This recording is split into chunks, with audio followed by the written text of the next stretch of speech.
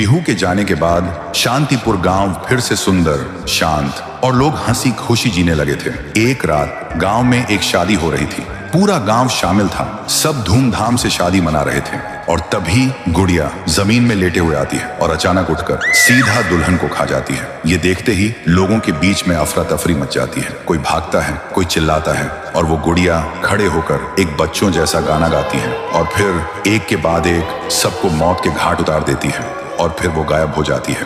गांव फिर से कांप उठता है। सुबह सब लोग इकट्ठा होते हैं और कहते हैं वो भूखी लड़की वापस आ गई है। इस बार एक गुड़िया बन के लोग घुटनों के बल गिर जाते हैं और रो रो कर कहते हैं, हे भगवान हमें बचाओ। तभी गांव का मुखिया आता है और गुस्से में कहता है, चाहे वो कोई भी हो, है तो एक गुड़िया ही ना, आज रात मैं उसे खुद गाँव से निकालूंगा। फिर रात के ठीक 2:30 बजे मुखिया अपने 2 चेलों के साथ गाँव के बीच खड़ा होता है और फिर वही धुआं छा जाता है और वही आवाज, वो गुड़िया धुएं से निकलती है और सीधा मुखिया के पास चल के आती है। मुखिया कहता है, निकल जा मेरे गांव से, नहीं तो तुझे यहीं बिखरा दूंगा। गुड़िया हंसती है और कहती है, तेरे से पहले भी किसी ने ये सोचा था। और उसी पल वो गुड़िया बड़ी होने लगती है और अपनी पैर से तीनों को कुचल के मार डालती है। सुबह जमीन पे सिर्फ खून के धब्बे रह गए थे, लाशें जैसे हवा हो गई हो। लोग समझ गए ये कोई आम गुड़िया नहीं, इसके अंदर कुछ और ही शक्ति है। तभी गांव की एक बूढ़ी औरत कहती है, इस गुड़िया को हम गांव से नहीं निकाल सकते, इसे तो सिर्फ पीहू ही गांव से निकाल सकती है। फिर सभी लोग उसी जगह जाकर खाना रखते हैं और दिल से पीहू को पुकारते हैं, भूखी देवी वापस आइए, गांव को बचाइए। तभी जमीन से एक आवाज निकलती है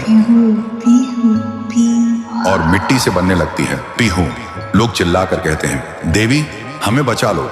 फिर रात होती है। वो गुड़िया गाना गाते हुए आती है, लेकिन अचानक पीहू उसके सामने आ जाती है। गुड़िया रुक जाती है। पीहू उसे पकड़ने जा रही होती है, लेकिन गुड़िया हवा में उड़ जाती है।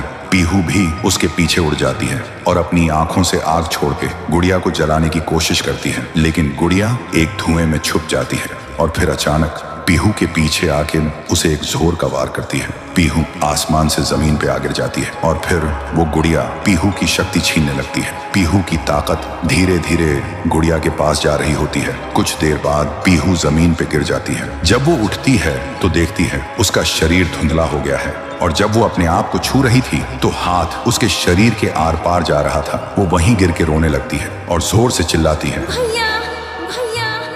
और उसकी आवाज सीधा उसके भाई के कानों तक पहुंचती है। तो दोस्तों, अगर आप देखना चाहते हो पीहू वर्सेस गुड़िया वर्सेस तुंग तुंग तुंग शहर, तो इस वीडियो को 1.5 लाख लाइक्स तक पहुंचाओ।